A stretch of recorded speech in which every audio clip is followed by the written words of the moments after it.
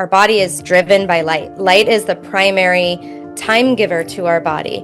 And so you can imagine that if light is the primary time giver to our body, then our modern lifestyles where we're indoors over 90% of the time, exposed to a lot of artificial light, not only from the lights, but also all of our screens, our devices, and these lights are actually throwing us off and telling our body it's a certain time when it's not, or, oh no, it's not nighttime, just kidding, it's 12 in the afternoon.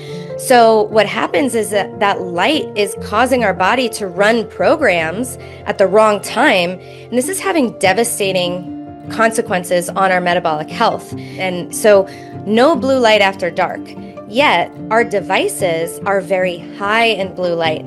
Our modern LED light bulbs have a strong peak of blue, that same blue that actually tells our body it's daytime. So blue light is not a bad thing, but it's really bad when we have it at the wrong time. So after the sun sets, when our body's not supposed to be receiving information like blue light, because blue light equals daytime, and we flip on our phone, we're scrolling on Instagram, or we're watching TV, or we just flip on the lights so we can see what we're doing, that's actually sending a signal to our body that it's daytime. And in the daytime, that blue light drives up blood sugar, insulin, and cortisol. Now, having those hormones rising during the day can be fine because we're moving around, we're doing things, and there can be a balance to it. But at night, it's very different. Those hormones are supposed to be, well, the insulin and cortisol is supposed to be coming down so that melatonin can rise. So when we're raising these hormones and blood sugar at night, this is the worst time of day for this to happen. And so we could be eating the perfect diet, but our light environment could be sabotaging all our progress of stabilizing our blood sugar, of balancing our cortisol rhythms, of helping to have sensitivity to insulin, helping our body burn fat. We're sending the exact opposite message. So that's why you'll hear a lot of people talking about blocking blue light at night and stuff like that, because that's not hype. That's not a trend. That is something that we used to do, but our modern environment is kind of sabotaging. You're listening to the Kick Sugar Coach podcast, exploring sugar addiction, metabolic health, trauma, and paths to recovery. Glad you're here.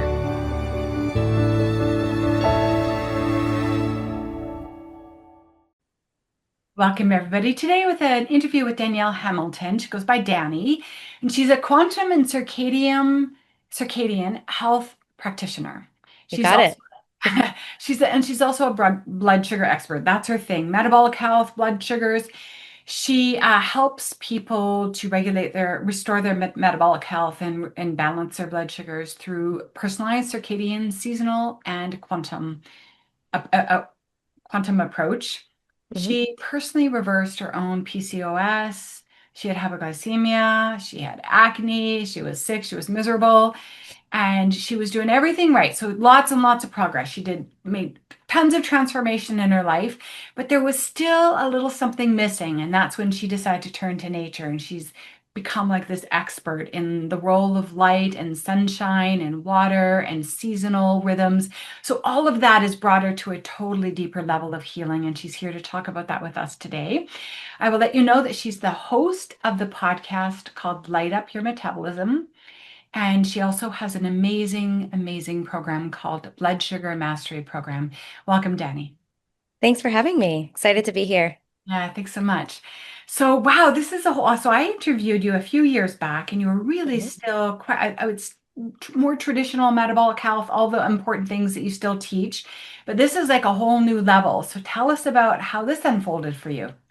Yeah, so I had clients who were doing everything that I was teaching, and they were still struggling with just chronically elevated blood sugar levels, high, dawn phenomenon, high blood sugar in the morning, plateaus, some people with really consistent blood sugar crashes, and just people I couldn't figure out what was happening because it sounded like they should have had more results for what was happening.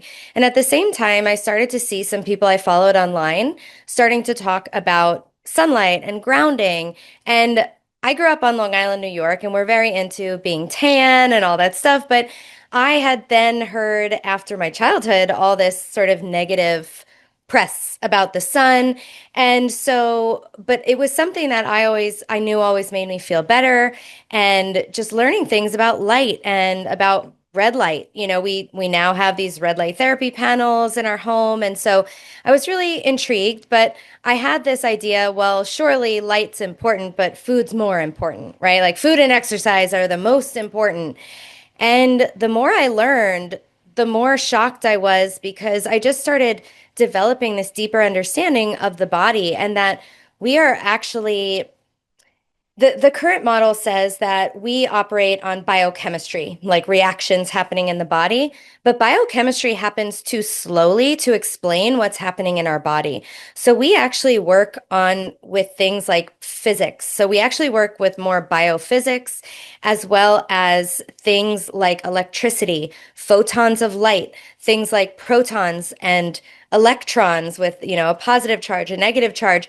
I'm hearing people talking about these things, and it's it's a deeper way of understanding how the body works and what to do to address our body on knowing that it is electric and knowing that we need a strong negative charge to maintain our overall health, knowing that our body is 99% water by molecular count. So if you lined up all the molecules of in your body, 99% of them are water. And so there's just some interesting things that I started learning. And then I started applying some of these things with my clients and myself. And the changes were just drastic. And it feels like it gave me this beautiful foundation on which to put information that I already knew, sort of how to contextualize it. So I know I'm speaking in generalities, but we'll definitely dive into the specifics. I just don't want to give anything away yet, but excited to share all these things with you. So yeah, I just realized that our body is driven by light. Light is the primary time giver to our body. I learned that one of the most stressful things for our body is to not know what time it is. And that kind of confused me at first. I was like, that doesn't sound too stressful. And then an image popped in my head of taking like a really long nap and you wake up and you're disoriented for a second and you're like, oh my God, where am I? And it's a panic to figure out what time it is. What day is it? What am I doing? Why do we on a conscious level even panic? Because if we didn't know what time it was, we would not know what to be doing right now. So why am I not decorating for Christmas? Why am I not brushing my teeth and putting my pajamas on? Why am I not making coffee and breakfast right now? Because it's not time for that. It's 3 o'clock in the afternoon. It's time to be on this podcast interview. So we can only know what to do when we know what time it is. And so what runs our body, our mitochondria and everything in our body also needs to know what time it is because we have hundreds and thousands of tasks to perform at every second of the day, and we need to organize those somehow. And as humans, we are adapted to the day-night cycle on our planet. And so we have this 24-hour rhythm because our planet has about a 24-hour day. And this doesn't only control our sleep-wake cycle, although that's one of the things that it controls, but it's also this idea of we are way better at digesting and metabolizing food early in the day. Whereas late in the day after the sun sets, I always say when the sun goes down, insulin clocks out because it's like it doesn't work as well. So maybe some of your listeners have had a continuous glucose monitor on and they've seen that they've eaten something for breakfast with really minimal blood sugar response, but they eat maybe the same thing at night and they get a bigger blood sugar response after dark and get an even bigger and longer blood sugar response. So the other thing is that we're better at doing things like problem solving, articulating during the day. So I am going to be way better on this podcast, on this interview right now at 3 in the afternoon, as opposed to 3 in the morning, no matter how much coffee I drank, right? So we're better at doing certain things during the day, at certain times of day, or at night, like resting, repairing, healing, regenerating. All of those processes are best done at night. And so the body needs to take cues from the external environment to know Okay, release this hormone. Okay, turn off this gene. Okay, release this neurotransmitter. So we're receiving information from our external environment and sometimes internal as well to know what to do to organize everything. So it's kind of like the light in our environment is the primary time giver to our body. And so light actually acts like the conductor of the orchestra, making sure that the trombones come in on time and the clarinets, fade out at the right time, right? So same thing with our body. And so you can imagine that if light is the primary time giver to our body, that our modern lifestyles where we're indoors over 90% of the time, exposed to a lot of artificial light, not only from the lights, but also all of our screens, our devices. And these lights are actually throwing us off and telling our body it's a certain time when it's not, or, oh no, it's not nighttime. Just kidding. It's 12 in the afternoon. So what happens is that that light is causing our body to run programs at the wrong time. And this is having devastating consequences on our metabolic health. And I'll start you off with one example of this is after dark, in our environment as early humans, let's say, we would have only had access to moon and starlight, which is extremely dim, even though it could feel a little bright. And also, we would have had exposure to firelight. But that firelight was also not very bright. It was also very low to the ground, and it's specific colors. It's mostly all of those warm fire tones, so like yellows, but mostly oranges and reds. We would not have had any source of blue light. So blue is in the sun, but it's not in firelight. It's really super, super dim in the moon. And so no blue light after dark. Yet our devices are very high in blue light. Our modern LED light bulbs have a strong peak of blue. That same blue that actually tells our body it's daytime. So blue light is not a bad thing, but it's really bad when we have it at the wrong time. So after the sun sets, when our body's not supposed to be receiving information like blue light, because blue light equals daytime, and we flip on our phone, we're scrolling on Instagram, or we're watching TV, or we just flip on the lights so we can see what we're doing. That's actually sending a signal to our body that it's daytime. And in the daytime, that blue light drives up blood sugar, insulin, and cortisol. Now, having those hormones rising during the day can be fine because we're moving around, we're doing things, and there can be a balance to it. But at night, it's very different. Those hormones are supposed to be, well, the insulin and cortisol is supposed to be coming down so that melatonin can rise. So when we're raising these hormones and blood sugar at night, this is the worst time of day for this to happen. And so we could be eating the perfect diet, but our light environment could be sabotaging all our progress of stabilizing our blood sugar, of balancing our cortisol rhythms, of helping to have sensitivity to insulin, helping our body burn fat. We're sending the exact opposite message. So that's why you'll hear a lot of people talking about blocking blue light at night and stuff like that, because that's not hype. That's not a trend. That is something that we used to do, but our modern environment is kind of sabotaging.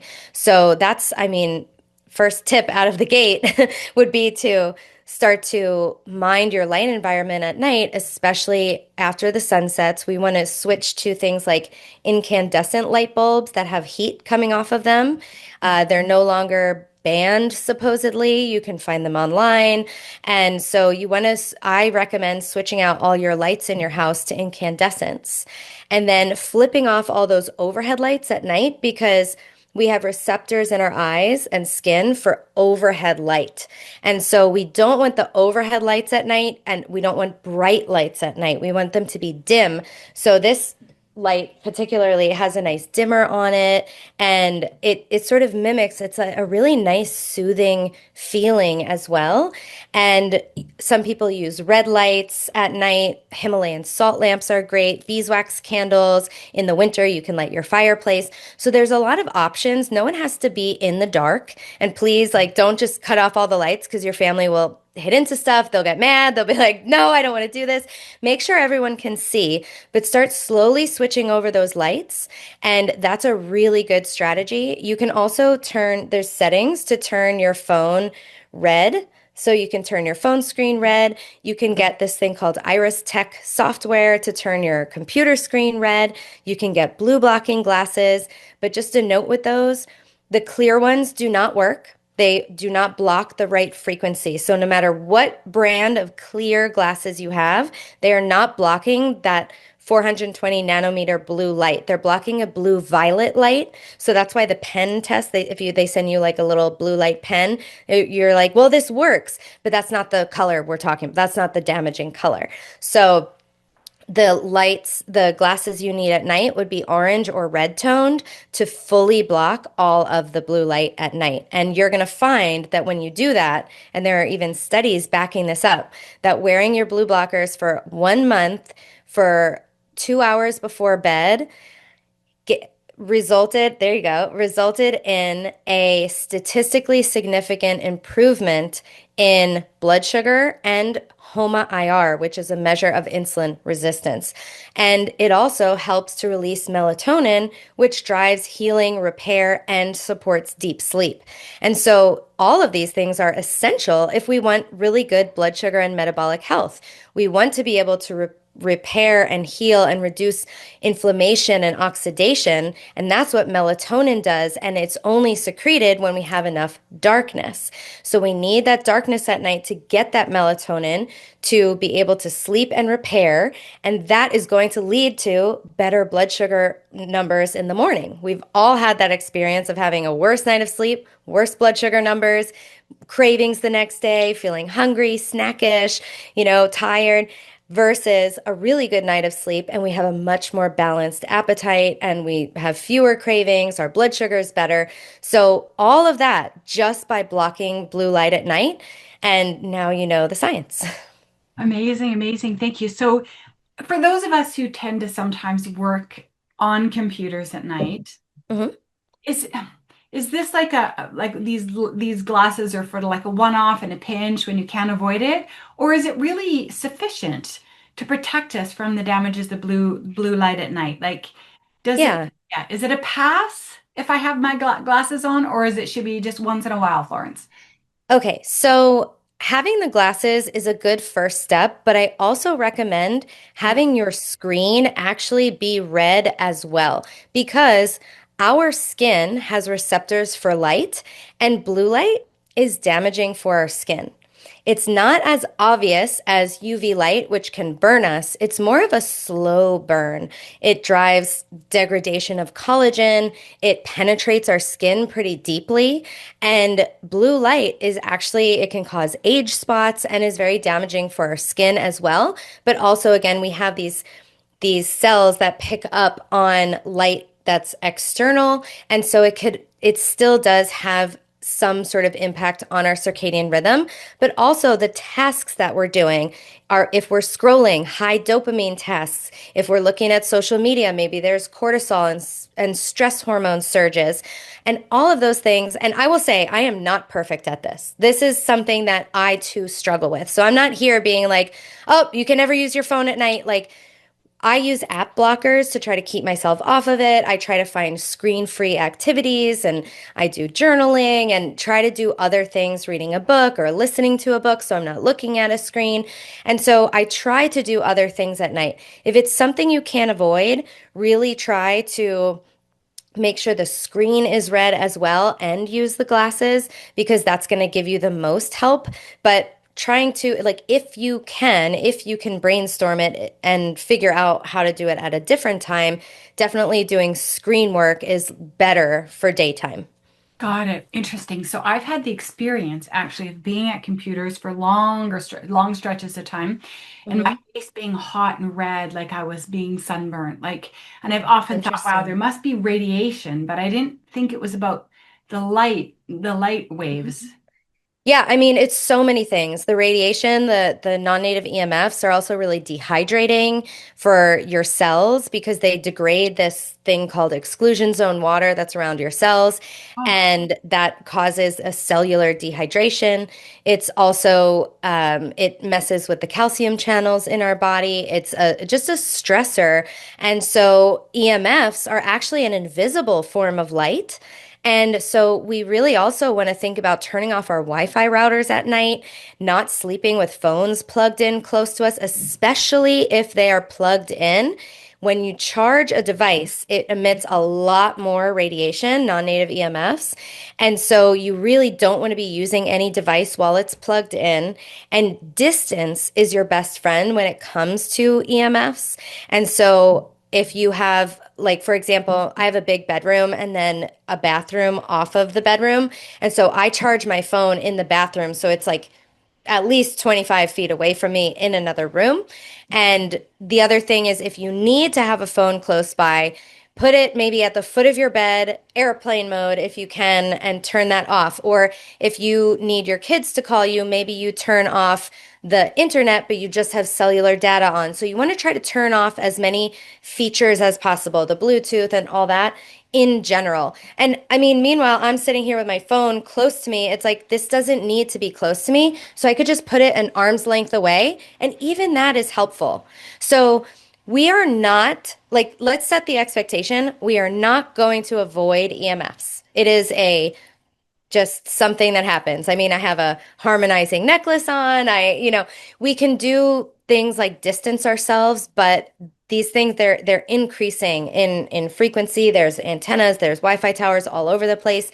And so there are things that we can do to mitigate and harmonize, but controlling our close environment is going to be really important. And if don't move into a place that's like really close to a giant tower if you can. And if you are very close and you can move, I would move.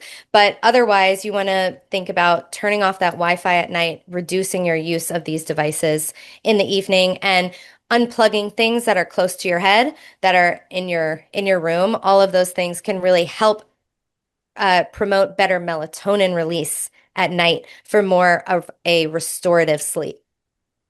if your phone is plugged in but on Wi-Fi, does that electrical current EMF problem still exist, or is the Yes, air it still exists. does? And even on airplane mode, there is still some radiation that comes out. There's sort of these like bursts of EMFs that pop up on a meter. And so it's not zero EMFs when you turn it on airplane mode. I was pretty disappointed to hear that, but it's definitely way less than when your phone is on Wi-Fi and all the things and Got it. cellular data and all that.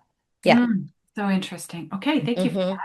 Sure. Tell us a bit more about light and how Hmm. we can leverage our understanding of light to support us with sugar cravings and metabolic issues.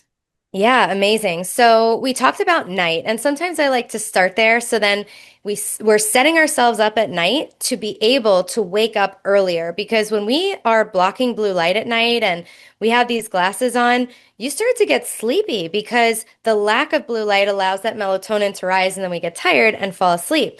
And then that allows us to do the thing that we want to do in the morning, which is wake up and see the sunrise. This is one of the most important times of day, probably the most important time of day to be outside, because seeing sunrise, you don't have to see the actual sun, but just being outside at sunrise supports syncing that circadian clock that we have inside our body with the sun's schedule. So when the sun comes over the horizon, that's the first time enough blue light has made it into our environment. And that blue light, which we were just talking about being bad, now it's really good, because when it's from in the sun, it is good. But when man or humans take it out and extract it and isolate it and put it at the wrong time, that's when it becomes bad for us. But blue light in the morning is necessary to start our cortisol rise. And we need to have a cortisol rise. Talk to anyone who's got, full-blown adrenal fatigue. They have chronic fatigue. They have super flatlined cortisol. They're not doing well, right? And so we want cortisol to rise gently in the morning. And that's what the blue light from sunlight starts to do. It starts to increase in intensity in the sky, bringing up the cortisol nice and gently. And at the same time, we get a huge abundance of really powerful healing light called infrared light. Now, there's near, mid, and far infrared light, but we get all of those frequencies in the sun. And so infrared light actually appears even before the sun rises. And this light was one of the first lights that got me really like, oh my gosh, there's something to this light thing and blood sugar. Like it got me really paying attention. And so there's studies showing that red and infrared light, if you shine it on your body before you eat a meal, people have a reduced blood sugar response to their meals.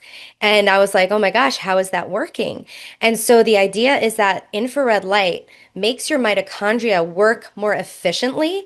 And so they can utilize glucose more effectively. And in plain English, that just means we burn through that blood sugar faster, so it lowers your blood sugar.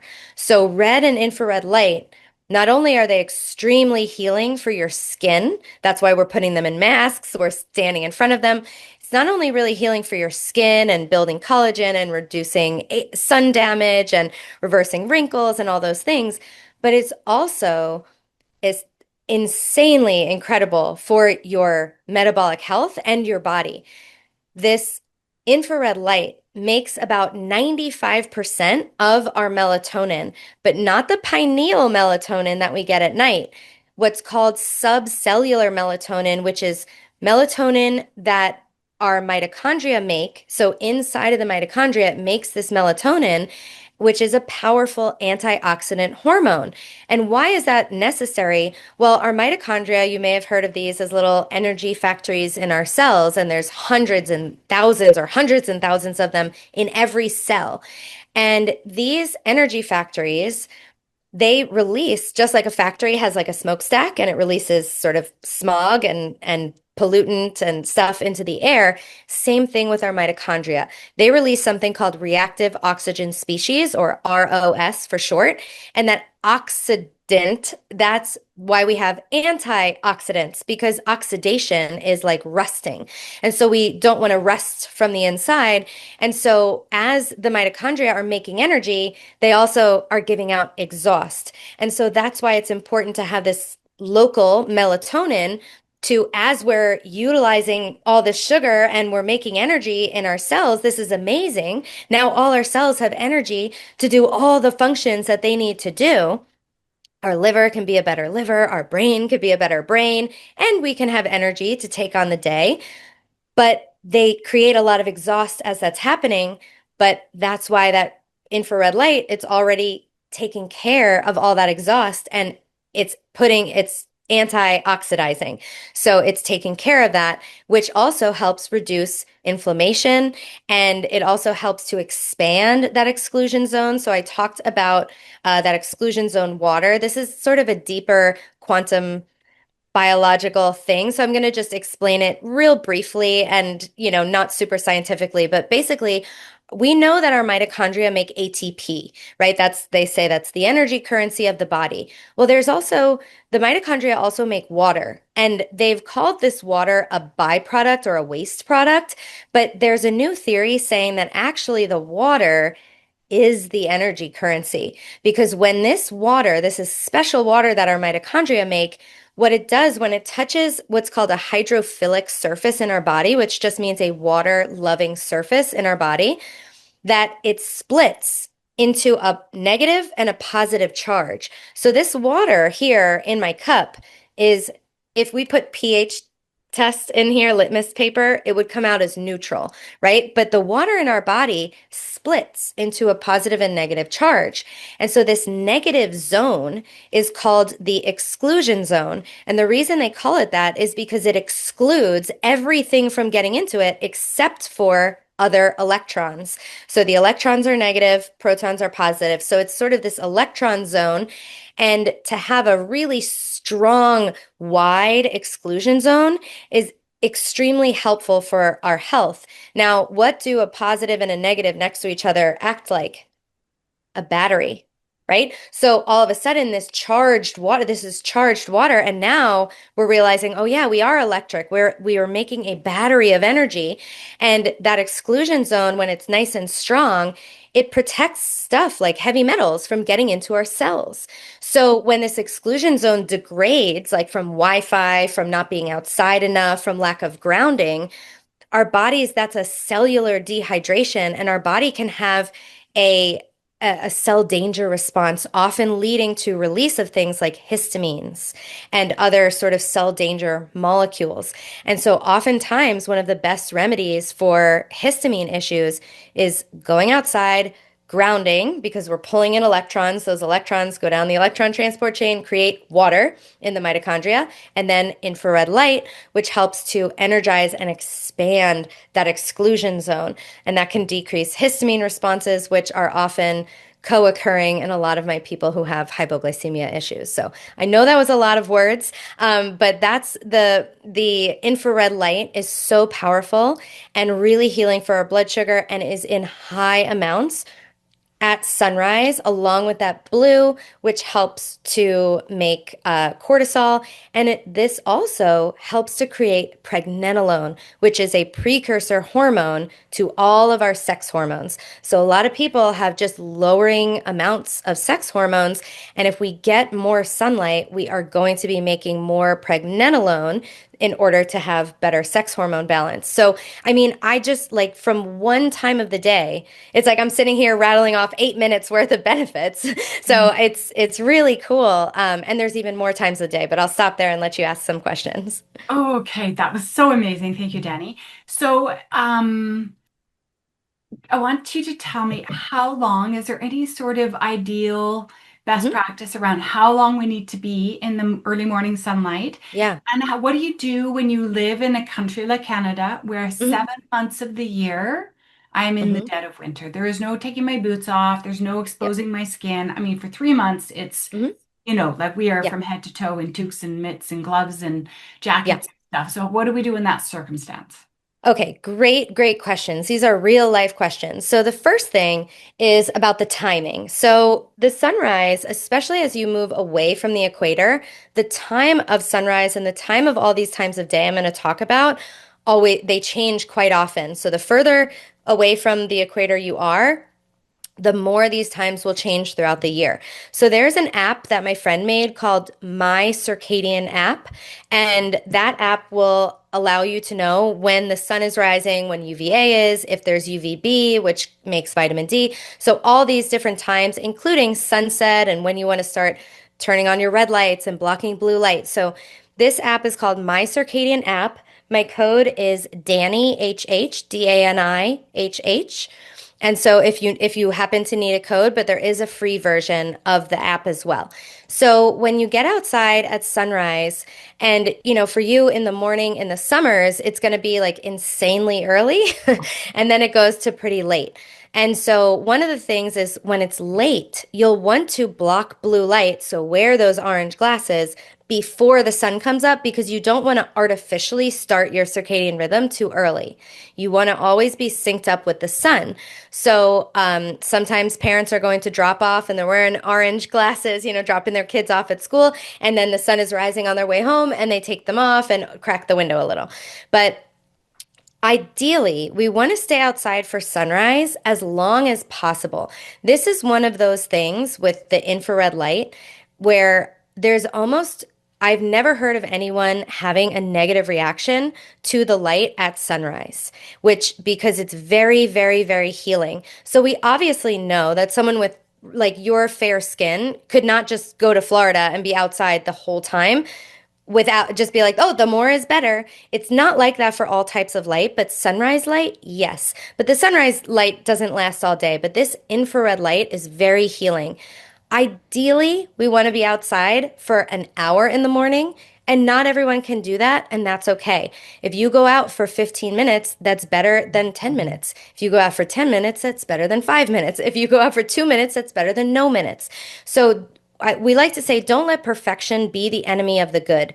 You want to develop consistency, and the more your body needs to heal, the more time you will need outside. And so a little is good, but getting outside as often as possible is going to be better. And that's where we want to start to think about, we have to start brainstorming. Can I be doing this outside? So, can I be bundled up outside and doing this? Can I be sweating outside and doing this? Normally, I'm in a bathing suit in my backyard, working in a mosquito tent in here in Austin, Texas, pouring sweat because it's 110 degrees Fahrenheit, but I'm outside as often as I can be because I'm getting all of those benefits. Now, infrared light penetrates clothes. It penetrates our whole body. It penetrates our whole skull. So even when you're outside and you're bundled up in Canada in the winter, you are getting infrared light. Infrared light is available in all sunlight, all year round, all times of day. As long as the sun is up, you are getting infrared light and visible light. So you're getting the blue and the, Roy G. Biv, all the rainbow colors, right? So we could see. Now, there's two types. Did that answer your question? Yes, Oh, I wanted to talk about the grounding as well. grounding. So there are grounding shoes. There are grounding shoes and boots that you can get so you can stand on, if it's wet snow and it's touching the ground, you can ground on that. You can also ground on natural surfaces, even cement, but like stone. You cannot ground on dead wood. Dead wood is not conductive, which is so if you have a deck, unfortunately, it doesn't work. But you can also ground with any part of your body because we are fully electric, right? Like if you stuck your finger in a socket, you'd get shocked. Not just if you stick your toes in there, you'd get shocked. So we conduct electricity. We are electric. So the second we pinch even or put our nose against a leaf of a tree that's rooted into the ground, we are soaking in electrons. And remember I said earlier we need a strong negative charge to maintain optimal health. Electrons have a strong negative charge. And so the grounding helps to reduce inflammation. It helps to give energy to our cells because these electrons, I didn't realize that food broke down into electrons, and that's how we get energy from food. It breaks down to electrons. But we also get electrons from stepping on the ground. We also get electrons from ultraviolet light hitting our skin, and we also get electrons through movement.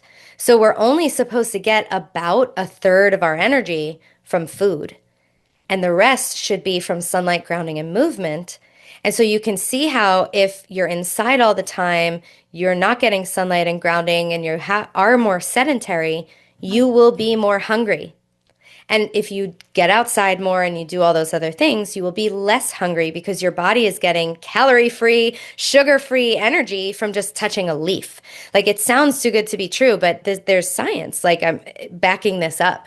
And so it's really helpful in that sense. It's also very anti-inflammatory, reduces pain, and grounding. I mean, I would say a minimum of an hour, but maybe spread out throughout the day but as often as you can. And so again, can I take this Zoom meeting and make it a phone call and go for a walk while I'm on the call?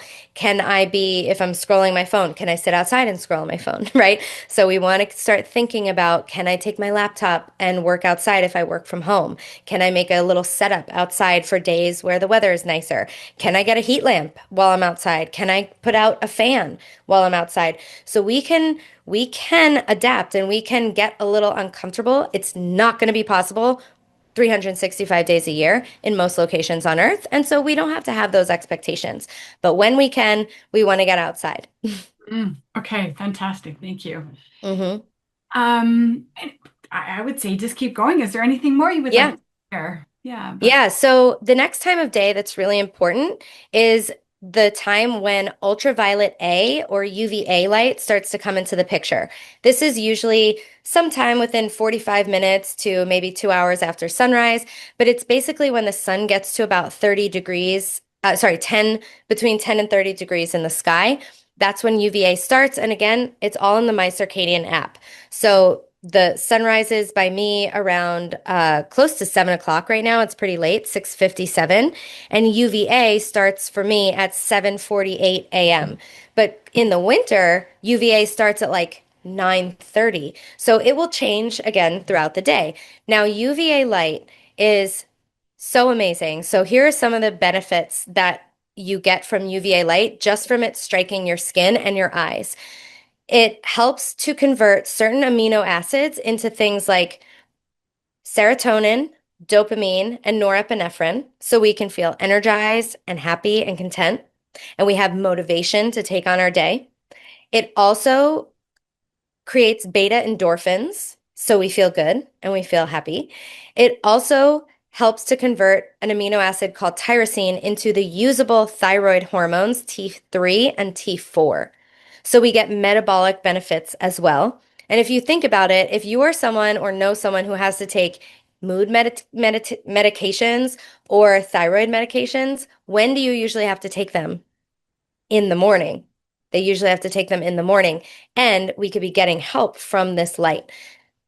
Ultraviolet A light also helps to increase nitric oxide, which helps blood flow and circulation, and that really can help with our insulin sensitivity. And the other thing is that UVA light also creates something called POMC, which is pro-opiomelanocortin, which is something in our body, a big peptide hormone that breaks down into like smaller pieces. I think about like Legos. And some of the things that are made from POMC include alpha, beta, and gamma MSH, which are melanocyte stimulating hormone. And in other words, we're making melanin in our skin, which is a really powerful, amazing pigment that gives us our hair and eye color and skin color. So melanin is really important, not only because it can actually, melanin is what, for humans and mammals, is akin to chlorophyll in plants. It converts the sun's light into energy for us. So building melanin in our skin, that's why I'm very tan, is an extremely powerful way to get energy in our body. And melanin can split the water molecule and create molecular hydrogen. And molecular hydrogen, if you've heard of hydrogen water, it's a very powerful antioxidant. It also happens to be the smallest element, so it can get through into our cells, into our mitochondria, and go where it's needed. It can also cross through things because it's so small and it acts as a wave. So this hydrogen can penetrate and permeate all different areas of our body, whereas a vitamin C, which is also an antioxidant, or a CoQ10, can't get into our cells. It can't get into our mitochondria. It's too big. So having melanin is like creating antioxidants in your body. This melanin also acts as sunscreen. So it allows you to stay out for longer amounts of time in the sun without getting burned and without damaging your skin. Now, dermatologists will have propaganda telling you that there's no such thing as a healthy tan, and I beg to differ. Because if I don't have a healthy tan, how am I going to go outside in UVB light, which is the only light that makes vitamin D? So all the light that I've talked about so far, you've noticed I haven't said anything about vitamin D because it's not available yet. Vitamin D is only able to be made from UVB light. And UVB comes after UVA, but not at all locations on Earth, not all times of year. So around the equator, between 33 degrees north and south, uh, that's sort of like Atlanta, Georgia is about 33 degrees north. So that's kind of to give you an idea of roughly where that is, if you know where that is. That area near the equator gets UVB light all year round. So I'm in Austin, I can get UVB light all year round. Is it super strong in the winter? No, but I can still get some. But where you are in Canada, above 33 degrees, you lose UVB for a significant portion of the year. So it could be, obviously, it's going to be sometime in the winter, maybe bleeding a little into fall and spring. It's going to be different depending on your location. Now, UVB light, when we have UVB light, it does amazing things like improves our blood sugar, improves our insulin sensitivity, improves our leptin sensitivity, which regulates our hormones and our appetite and our thyroid and our fertility and how much fat we're able to burn. And also, UVB light creates over 33 metabolites of vitamin D, things that help to burn fat, things that help to make sure we're not overdosing on vitamin D, things to help regulate our immune system, things to help grow our bones and strengthen our bones. So there's so many different metabolites of vitamin D, and we try to replace the sun with just one little pill. It's not the same, friends. I wish it were, but it's not. And there are meta-analyses showing that vitamin D supplements do not prevent uh, type 2 diabetes. They do not have the same risk reduction for cancer or cardiovascular disease as the sun does. The sun has all of these benefits. It helps reduce and reverse type 2 diabetes. I had a client who spent 2 days at the pool this summer, and her fasting blood sugar is typically like 108, and it went down to 80 the day after the pool. And then the next day, she spent about an hour and a half in the midday sun, and her blood sugar again, fasting blood sugar, was 82. That's the optimal range. If you're outside of the US, just divide those numbers by 18 to get the millimoles. I apologize, I don't know them in my head. But there is something to this. There is definitely something to this. I have a client who, with the fasting blood sugar in the morning, it wasn't going down, it wasn't going down. It was stuck at like 104. And she spent 2 weeks seeing the sunrise, and her blood sugar was 82. So, I mean, this light stuff is like you guys are, I feel like so many people are working so hard to, cut they're like, I'm not having a drop of carbohydrate. And it's like, it's not only about that. It's like they're like, I'm killing myself in the gym. I'm like, yeah, well, are you waking up at 5 o'clock and doing a workout under blue lights and sending your cortisol through the roof and fasting and giving a prolonged stress signal to your body and running on stress hormones all morning and then eating late at night because you didn't eat breakfast until late and then you're eating when you're not insulin sensitive? So this is providing context for meal timing and for exercise timing and for outside timing. So ultraviolet B light helps us make vitamin D, all those metabolites, has all these profound benefits on our metabolic health, our immune health, our cardiovascular health, our brain health, our mood health, our bone health, our hormone health. So, and people are told to skip this light. They're told to do not go out in this light. And I say BS. I say, how did our ancestors survive? Were they all just dropping dead of skin cancer? No, they were not, because they were not. First of all, they were not having seed oils. Second of all, they weren't exposed to blue light at night, which I think is way more damaging than ultraviolet light. And the sun has built-in measures for healing. I said that infrared and red light helps to heal the skin. It helps reduce inflammation. The vitamin D you're getting from the sun is regulating your immune system. There's different things in UVB light that help with things like metastasis. It stops metastasis of cancer cells. So the sun is anti-cancer. The more time goes on and the more we're inside, the more sunscreen we're using, the higher melanoma rates are going. Outdoor workers have a lower chance of melanoma than indoor workers. Most melanomas are on places where the sun doesn't touch, like between toes and on the lower back, like where a bathing suit would be. And the increase of sunscreen use is also problematic because an SPF of 8 blocks 93% of our vitamin D. An SPF of 15 blocks about 90. So I said, I'm sorry, getting my numbers mixed up. SPF of 8 blocks about 90%, SPF of 15 blocks 93%, and SPF of 30 blocks 97 to 98% of our vitamin D. So if we just put on sunscreen all the time and then go out in the sun, we're blocking the vitamin D, and most sunscreen, if it's not a mineral-based sunscreen, it will have chemicals in it that are known carcinogens, or they break down to known carcinogens in UV light. And many of the ingredients are derived from petroleum.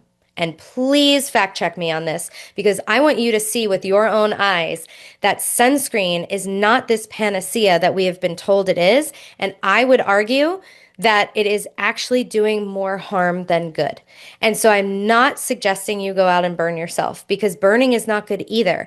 But there is a method that I've created to help you know how to read the sun, how to get out in this early sun, prep your skin, make that melanin in UVA, and then get outside in UVB.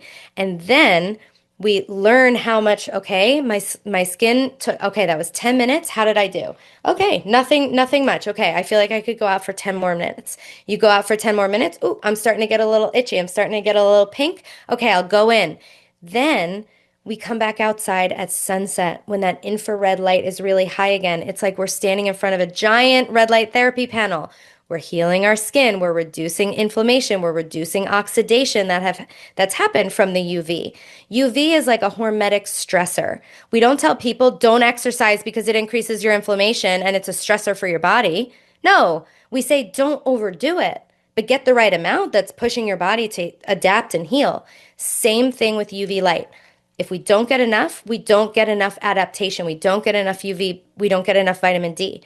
But if we get too much, we get burned. So we need to look for that happy medium for our own bodies. We need to learn our own skin and how it reacts with the sun. And then when we've had enough, we seek shade. We go under an umbrella. We put a sun shirt on. We cover up. We put on a hat. The other thing is sunglasses increase your risk of sunburn because your skin's not getting the message that there's bright sun. And we're also blocking a lot of the important signals that we're getting from the sun from sunglasses. So these are some things that we can do to help reduce the reliance on sunscreen. I will say, if someone like you moved to Miami, Florida, you're very fair, you may need to just, no matter how dark you got, you may need to use sunscreen at some point during the day. So if we are living at a mismatch for our skin type, we may need to sometimes use some mineral sunscreen or cover up. But people who have darker skin, black and brown skin, you do not need sunscreen. You have melanin. And so you want to build up your tan. Same thing. Everyone can build a tan. I would say, except for people who maybe have, who are albino, because they don't have the ability to create the melanin. And I'm not sure what to do in that case. So I'm so sorry. But everyone else can build a tan, even if you're super pale. And then we heal ourselves with that sunset light, which is like a red light therapy panel. And we need darkness at night. So that comes full circle. That's a 5-step protocol. So we need the infrared in the morning to prep the skin in sunrise. We need UVA to build the sunscreen. UVB is where we're getting a monitored amount that's personalized to us to build a tan, not burn. Then we do the sunset for healing. And then we have darkness at night so we can repair. Our ancestors did this, and they were not dropping dead of skin cancer, and they were not leathery bags, right? That's the other thing. So I'm going to be 40 in a couple of months, and I don't look 40 even though I'm in the sun all the time because I do this method of using lots and lots of infrared light all the time to keep healing my skin. I will not believe that something that gives life to all the plants and animals on earth is bad for me. I won't buy it. This is, this is God's medicine. This is nature. We are part of nature. We just need to learn to live in sync with nature so we're not hurt by it, right? And that doesn't mean everyone can get unlimited amounts of sun because we've all moved all over the earth. But if we were all living at the latitudes of our ancestors, I know now we're also mixed races and all these things and mixed ethnicities. I have my mom's side is from Sweden, but my dad's side is from Italy. So I have like Italian skin so I can get darker, right? But if I was living up at in Sweden, I would be able to do okay there because my body is built for that, right? But there's a dangerous mismatch when we're having someone with very dark skin move away from the equator. For you, like I said, let's keep using this example of moving to Miami.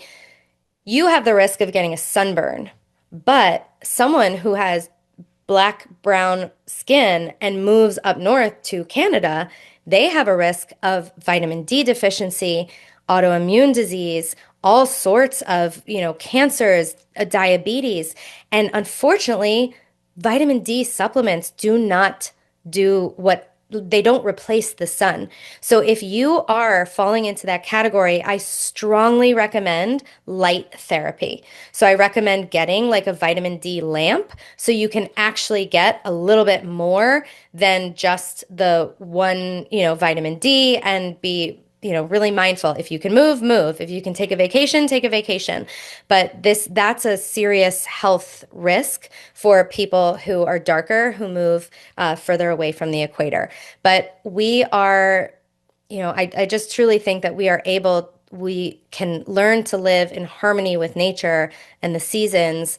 And we can certainly talk about what to do in the winter when there's no sun. But yeah, those are my thoughts. You're muted. I can't hear you. Super. Thank you so much, Danny. So I Sure. have two more questions then. Sure. If you could speak a little bit about how sugar, you talked about seed oils, but Hmm. sugar is a real problem for skin and sun because sugar, when it's in our bloodstream and it's really high levels, is Hmm. like, you know how when we bake bread and the outside gets brown, like this is where we get moles, that's where we get freckles, that's where we get wrinkles, that's where we get Mm. sunspots, right? That it's the sugar on the surface of the skin meeting the heat of the sun. So I wasn't sure if you could speak a bit more about that.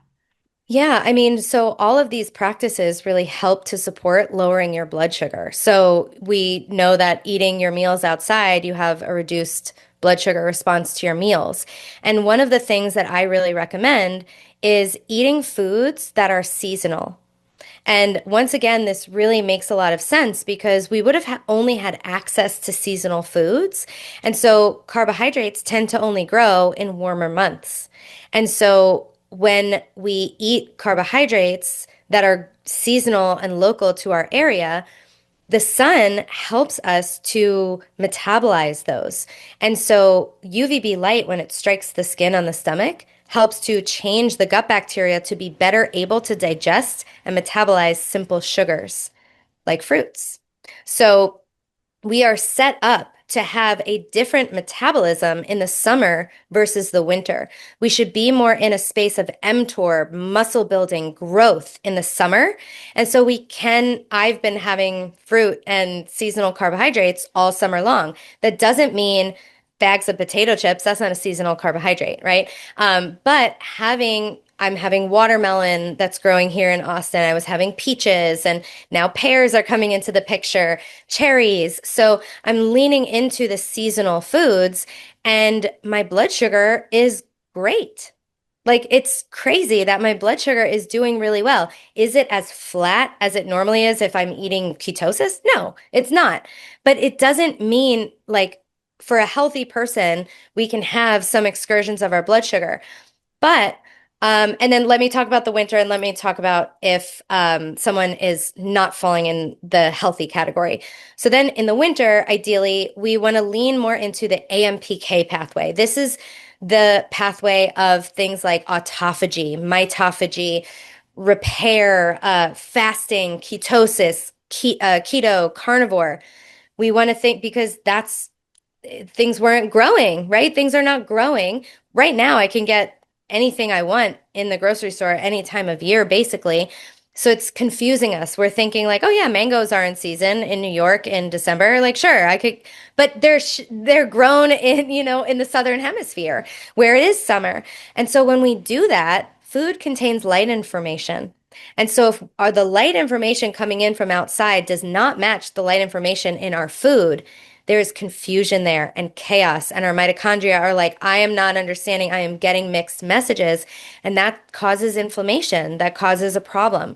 So ideally, we want to get as seasonal and as local as possible. So, if I here in Austin, Texas, had to choose between let's say some fruit that was grown in Kentucky versus something that was grown in, Costa Rica, I would choose Kentucky, right? So I'm trying to get something closer and also something that could be grown in my area. So maybe blueberries, they were grown in Washington State, but they could grow here right now, so then I would have them, right? Don't get so crazy on this. Just start adding it to your list. Thinking about like Google before you go to the store, what's in season right now? And so the AMPK pathway is more for winter. That's breaking down, that's working on that catabolic state. And what we want to do also in the winter is lean into cold and darkness. There are so many crossovers. So when we don't have vitamin D available, what do? Do we just collapse and die? No, we don't.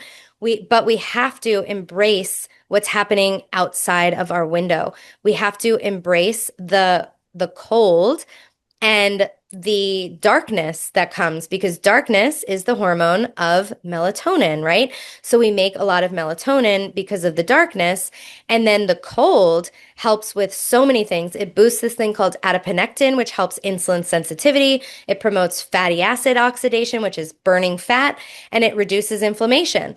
It improves insulin sensitivity, and it improves the cell's ability to take in glucose without using insulin. It also grows more mitochondria, so mitochondrial biogenesis. It activates brown fat, which increases our metabolic rate at rest and is amazing for our thyroid. It reduces inflammation and it lowers fasting glucose. So all of these things I talked about in the sun, these things can be achieved in the winter through cold and through darkness.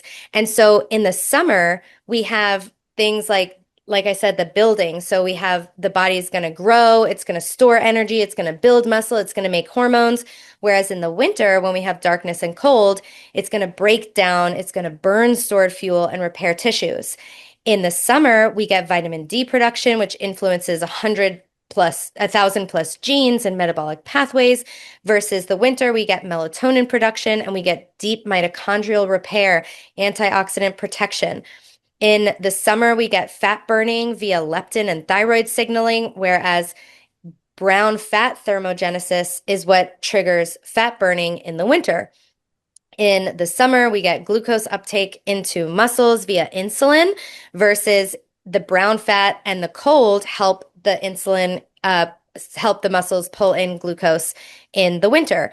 We also get microbiome diversity in the summer versus gut lining repair in the winter because of increased melatonin, which helps to heal and repair. And then we get hormones like testosterone, estrogen, thyroid via cholesterol metabolism in vitamin D in this UVB light, versus in the winter, we get balance and recycling hormones through repair cycles and detox pathways. So we can start to see that you don't necessarily need vitamin D in the winter. It may go down, but as long as you're getting cold and as long as you are embracing darkness and not flooding your environment with blue light, we get the benefit, the metabolic benefits that we need. So all of these things, if we do these strategies, we can lower our blood sugar, improve our insulin sensitivity, and then have that reduced risk of having skin issues due to the high blood sugar. And so if it's summer right now by you, and you are falling into the category of maybe insulin resistant, leptin resistant, high blood sugar, your body doesn't necessarily need another summer right now. And so what I do with my clients is I give them a winter, even though it's not in season, so we can catch up to the calendar, basically. And so I have my clients, like I just had a client reverse type 2 diabetes in 5 weeks. And so she started doing ketosis and all the sunlight and nervous system stuff and was able to reverse her type 2 diabetes. And we're going to get her caught up to the calendar soon, but she's going to probably stay in ketosis through this time, go through the winter, and then come out next spring as, these things start to heal, because that might be the amount of time she needs to heal. So if you are, if you have insulin resistance and type 2 diabetes, you may not benefit from the seasonal fruit right now because your mitochondria don't know how to burn fat. There's too much inflammation. There's too much resistance to hormones like leptin and insulin, that your body is just, the mitochondria need deeper healing before we add carbs to the picture. So that's how I work with my clients, is that I kind of catch them up to what we're doing seasonally. And then you get the benefits of eating seasonally. So you don't have to be keto or low carb for the rest of your life unless you're managing some sort of, epilepsy or something neurological where you need that. Most people don't have to be in that super low carb space forever and ever. And I would argue that I actually had some negative like sort of ramifications of being too low carb too long. My hair started thinning, my T3 started to go low, and my, just different things. I was holding on to more weight. And so I added carbs in this summer, and I'm going to be testing my T3, and my weight has stayed stable. Like I haven't put on weight because I'm eating carbs, and my hormones are good. I haven't broken out. I didn't get PCOS again like I used to have. And so I feel like I've come full circle because I've been really able to heal and not just be managing all the time. I think that's where we get stuck is like, I do okay if I'm low carb or really, really like close to ketosis, but I can't add in a drop of carb or else my blood sugar goes crazy. I'd argue, not deeply healed. That's a management. So that's what this stuff can allow you to do. Oh, Danny, that's absolutely amazing. And I think it's incredibly hopeful for people who are in that boat of doing all the hard work of being low carb or maybe being keto and don't want to do it for the rest of their lives, but they know that when they do go back to the carbs, there is trouble. So this is a Mhm. way of being able to reset the entire body so we can flow with the seasons and the beautiful whole foods that come and go throughout whatever, area of the world we live in. Exactly. Well Amazing. said. Beautiful. That was so incredible. Thank you. Is there any Yeah. words you would like to say before we wrap up today? I just want to thank you for this opportunity, and I just want to encourage everyone to just get outside more. That's like it getting outside any time of day as long as it's safe. If there's lightning, maybe not a good time. If there's bears in your backyard, probably not. So be smart, use your head, but get out there as often as you can. And there's even benefits in the shade. We get lots of infrared light bouncing off of leaves. So there's always benefits to going outside, even if you can't see the sun directly. The more time you spend outside, the better your health will be, the more regulated your system will be. And I say the happier and more spiritually in tune you end up becoming because you're just out amongst nature and we get off these phones that are just numbing us and we're get bored, look at leaves, look at like watch the bugs, and it's there's so much there's so much beauty, and there's so much depth. And I think that so many of us are trying so hard, and we can actually do less and be healthier. And I think that many of us, especially women, have been in this role of doing and trying and fixing and cutting and adjusting and modifying, where we just need to sit outside and receive. We need to receive the sun's light, receive the electrons from the earth, receive the frequency of the birds chirping overhead, and receive the sounds of the water running through a creek or the waves crashing in the ocean, and to just be. We're not in it enough. And so it's okay to slow down, but it doesn't always feel that way inside. If you like sit down on the couch, you kind of are like, I should be doing something. But when you're outside, it's just like, wow, I am doing something. And you're, looking around and feeling the sun. It makes you feel so good, can reduce emotional eating behaviors as well because we're getting endorphins, we're getting serotonin. We feel so much better. We feel more nourished, more connected. And I mean, the benefits go so beyond what I shared today. And they're honestly just endless. And so I hope that you all fall in love with the sun like I did. Thank you so much, Danny. How can people find you? What sort of Mhm. information would you like to share that way? Yeah, sure. So feel free to follow me on Instagram if you're there. My handle is Danielle Hamilton Health. My podcast is Light Up Your Metabolism. And I have some programs, and one of them that just came out, it's called Get That D to help you get vitamin D from the sun. And there's a whole food list and I answer questions about sunscreen and sunglasses because there are a couple times where I do recommend wearing sunglasses, things like if there's glare or something like that. And the five-step method, I talk about how long to be in the sun for each skin type so you can learn your Fitzpatrick skin type so you know how well your skin tans or doesn't.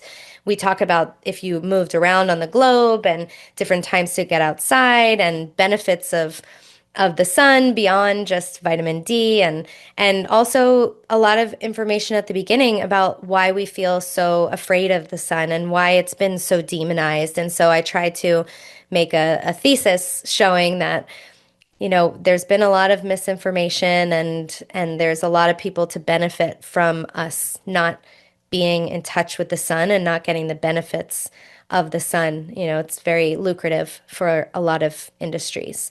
And so sometimes we know we need to follow the money. So Right. that program is called Get That D. And then one more thing, I have these bracelets that I've been sharing on Instagram. And so the beads, these are UV reactive beads. And so when you go into UV light, the stronger the UV light, the darker these beads turn. They turn all different colors. And it's a really cool little companion to know like, oh, if it's all white and the sun is shining, that means it's all infrared. There's no UV light. So you know that the sun is really healing at that time. So you can be out there and know, okay, I can get unlimited light right now. And then the bracelet will start to turn colors as the sun gets higher in the sky. And that when it's really pale, that's when you know it's a good time to start building melanin and start to build up some pigment. And also in the evening, when it's really pale, that's also pretty healing for your skin. And then in the middle of the day, you can kind of see how strong is the sun. And, if these beads turn super dark, that sun is really strong.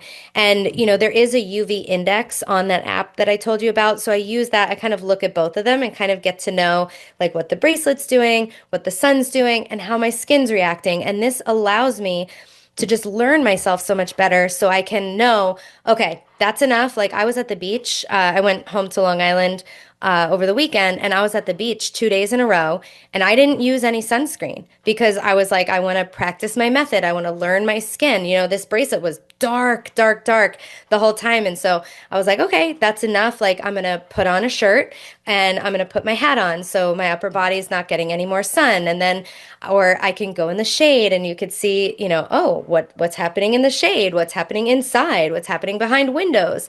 So it's really a fun tool. So I'm selling these as well. Sunsenseuv.com is where you can grab a bracelet. And so these have been really fun to make as well.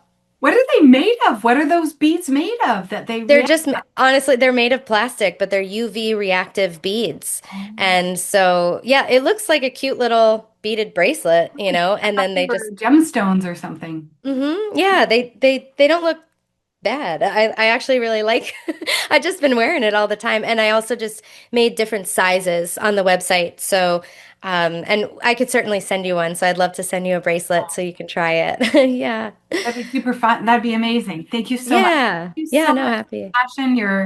You're living proof that we just keep evolving and learning and growing and tweaking. But there's certain foundational things that you've talked about, like we just need to be on the whole foods, and now you're Yeah. folding in circadian rhythms. You're folding in our relationship to our sun. And Mhm. it's not a surprise that the sun got blamed for what sugar does to us, and seed oils and ultra processed foods.